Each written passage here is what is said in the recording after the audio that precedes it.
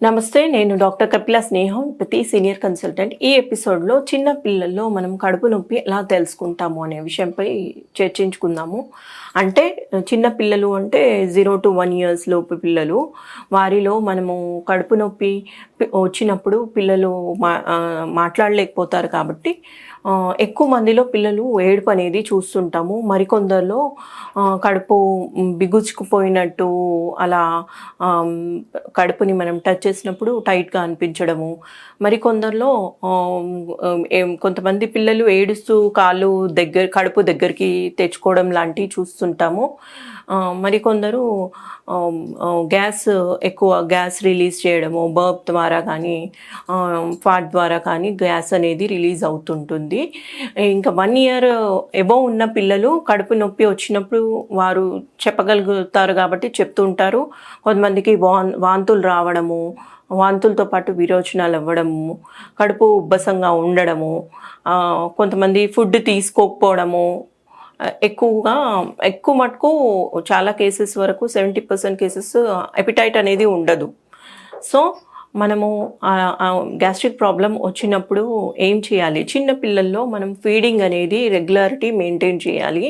అంటే 0-6 మంత్స్ పిల్లల్లో starting of the feeding నుంచి ఫస్ట్ మీల్ ఇచ్చినప్పుడు ఎవ్రీ 2 అవర్స్కి మీల్ అనేది రిపీట్ చేయాలి. ఫ్రీక్వెంట్గా పాలు ఇవ్వకపోవడము అలాంటివి ఫ్రీక్వెంట్గా ఇవ్వద్దు. అంటే ఎవ్రీ హాఫ్ అన్ అవర్కి ఫీడ్ చేయకూడదు. ఒకసారి ఫీడ్ చేశాక 2 అవర్స్ టైం పెట్టుకొని అలా రెగ్యులర్గా టైం మెయింటైన్ చేయాలి.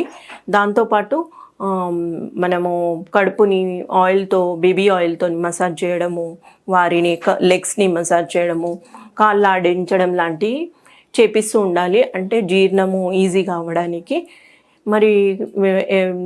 మరియు ఈ 1 ఇయర్ లోపు పిల్లల్లో ఫుడ్లో కనుక సమస్య వచ్చినట్లయితే మన హోమియోపతి ట్రీట్మెంట్లో కోలోసింత్ స్టమక్ ఇష్యూస్కి చాలా బాగా పనిచేస్తుందండి. స్టమక్ టైట్గా ఉండి పెయిన్ రావడంలో, మరికొందరిలో పిల్లలు కంటిన్యూస్గా ఇరిటేట్ అయ్యి కడుపు కాళ్ళు విసరడము లాంటి సమస్యలతో ఉన్న వారిలో క్యామమిల్లా చాలా బాగా పనిచేస్తుందండి. ఎక్కువ మందిలో గ్యాస్ట్రిక్ ఇష్యూ మిల్క్ ఇండైజెషన్ వల్ల వచ్చినట్లయితే యాంటీక్రూడ్ కూడా చాలా బాగా పనిచేస్తుంది. ఎతుజా అని మెడిసిన్ కూడా చాలా బాగా పనిచేస్తుందండి. ఎవరైతే కర్డల్ వామిట్ చేస్తారో వారిలో ఎతుజా చాలా బాగా పనిచేస్తుంది. సాధారణంగా నక్సామికా కూడా ఇవ్వచ్చండి. సో డాక్టర్ పర్యవేక్షణలు కనుక ఇవి ఇచ్చినట్లయితే గ్యాస్ట్రిక్ ఇష్యూస్ అనేది పూర్తిగా నిర్ధారించుకోవచ్చు. ధన్యవాదాలు.